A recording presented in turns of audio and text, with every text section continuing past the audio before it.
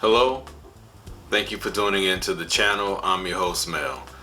This is Cars and Cologne, and one of the things that I like to do with my channel is not only give you cologne reviews and car videos, but I like to add substance to the information that I put out. So today I'll be talking about why fragrances, or some fragrances, are so expensive. I won't be before you long, but I do want to put out some information to kind of help you out with your journey into the fragrance world. So buckle up, hold tight, like, comment, subscribe, hit the bell notification so you know if and when I'm dropping a new video. Give me a second, I'll see you guys on the other side.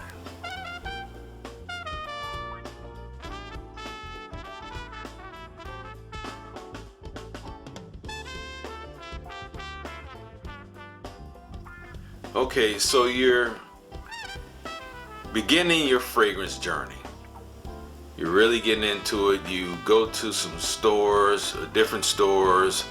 You're listening to my videos, Cars and Cologne, and you're asking questions. You're at the point where, okay, this smells fantastic. Well, what about this? Let me smell this. Mel says something about this fragrance right here. Can I check this out? Can I get a sample or whatever?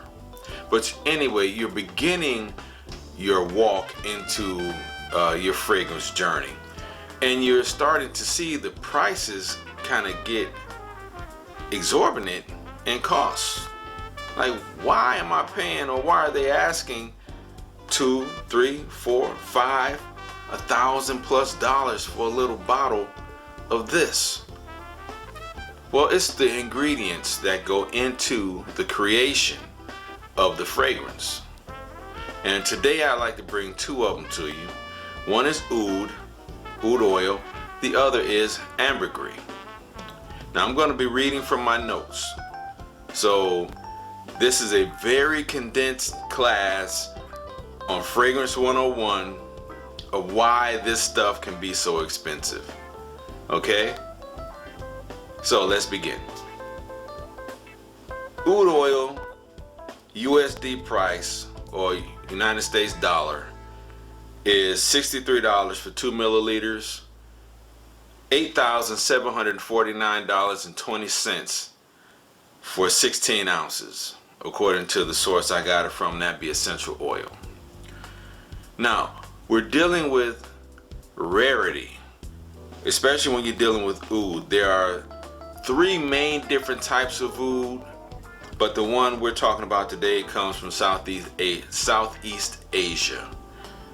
Okay, due to its rarity, high demand, and the difficulty of harvesting it, oud oil is one of the most expensive oils in the world. At one point, its value was estimated to be 1.5 times more than gold, and is sometimes referred to as liquid gold. The main reason oud is so expensive is because of its source, agarwood. It's so hard to get. There are not many agarwood trees in the world, and very few of them provide enough resin to be used to extract the oud from it. Less than 2% of less than 2% of wild agar trees produce it. Some experts claim that the best oud comes from the oldest trees, which are even more scarce. Oud oil comes from the forests of Southeast Asia. When this wood becomes infected with a particular type of mold, the tree reacts by producing a dark scented resin, which is popularly called liquid gold. The most important part when extracting this essential oil is to ensure that the fungus inoculated in the tree is at least 8 to 12 years old. The extraction process is carried out through steam distillation. At the first stage, the agarwood is immersed in water for a few months. Afterward, the soaked wood is placed in huge boilers where the water evaporates along with the resin and is collected in a condenser. The resin-soaked wood, or agarwood, and the oil distilled from it are known as oud. Besides its healing effects, oud oil is widely used as aromatherapy, such as in the fragrances that we buy. And one of my favorite ones is right over my shoulder, Oud Satin Mood. Heavy on oud, heavy on rose. Beautiful fragrance.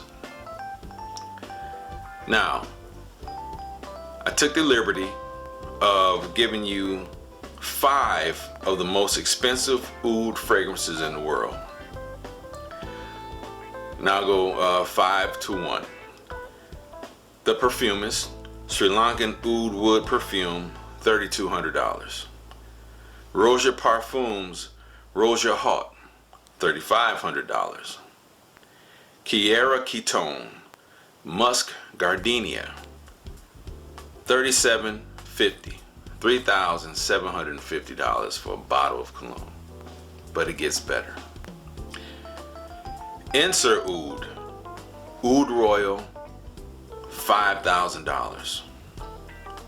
And the one that really blew my mind, Nabil Parfums Dubai, $1.29 million. Shamuk, and I hope I pronounced that correctly, the world's most expensive scent, has a price tag of $1.29 million. It debuted in 2019 by Nabil Parfums in Dubai. It's housed in a diamond-studded vessel. It's made from rare oud oil from India, amberwood, sandalwood, patchouli, and pure Turkish rose oil, among others. So I'll post a picture of it. It might have flashed by already. It's extremely ornate. It's extremely beautiful. It's very opulent in its presentation. 1.29 million. Come on, guys. But there is a synthetic form of oud oil. It's called Firmenich. It's created by combining chemicals that smell like oud, but it's cheaper. It doesn't last as long. Its synthetic or diluted oud possesses a blunt, dull, uncomplicated, and leathery aroma. Oud is kind of dank. It's dark. It's a bit skanky, kind of BO-ish. But when it's mixed with something, sandalwood, amber, rose, it takes on a different connotation. Now, not all oud smells like that. Agarwood mostly, from what I've read. There are other forms of oud that, again, the ones that have medicinal purposes. They're very fragrant, very beautiful fragrances. So that's oud. That's one of the reasons that the prices are so so extraordinary. And let's talk about ambergris.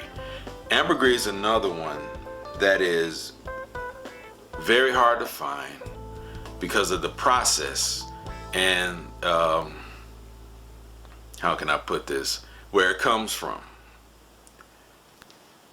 Ambergris is considered floating gold.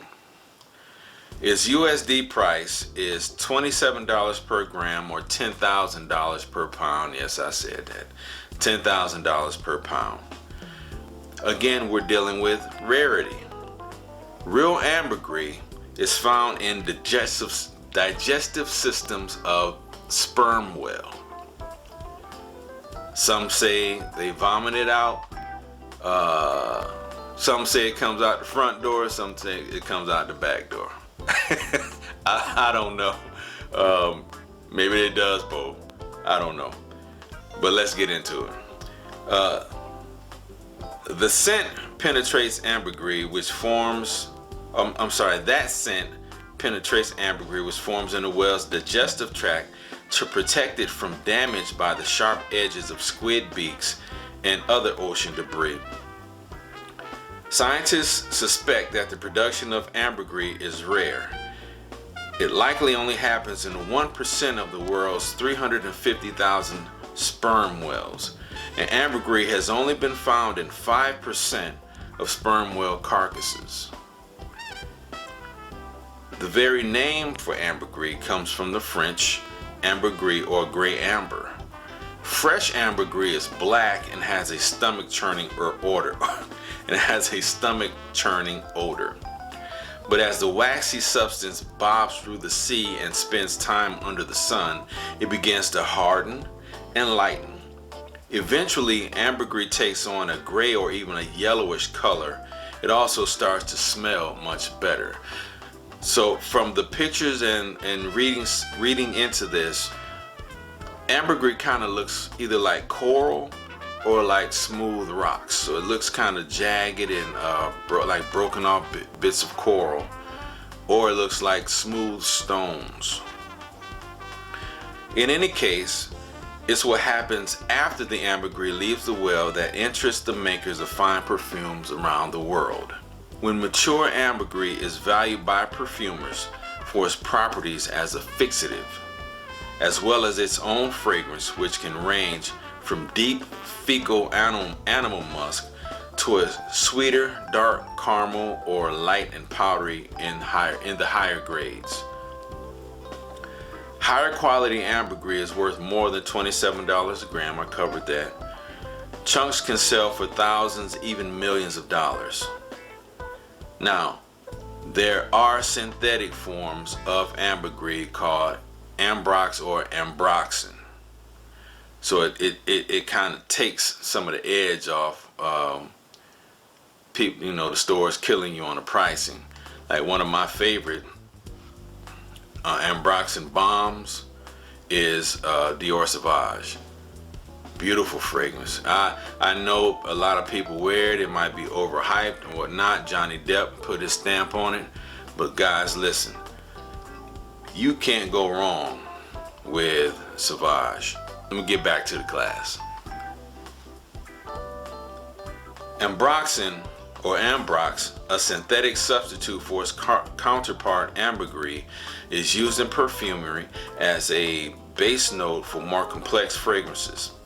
Ambroxan is synthesized from sclareol, a molecule naturally extracted from the essence of clary sage.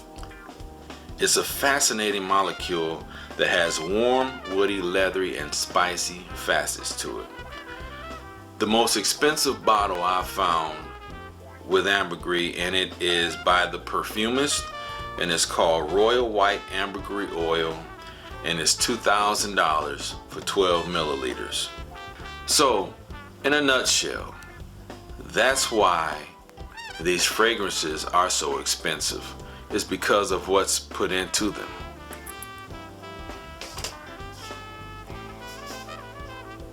So the next time you go and you're talking to some of the salespeople about some Tom Fords or some Initios or Parfums de Marly or whatever, Bonds, now you understand why they're asking such high prices on them, and you can kind of understand a little bit better. Now, even though I'm an owner of a lot of these houses, I still can't co-sign them spending or asking such high prices, but because I'm a collector and those are my sources, that's where I go get my stuff from. So guys, I hope you enjoyed the video. I hope that you gained a little bit of understanding and insight into the creation of the cologne, or the creation of different fragrances, shall I say. I'm Mel. Like, comment, subscribe, and you guys let me know what you thought about the video. Did it help? I hope it helped. Have a great year. I hope it started out nice for you. God bless.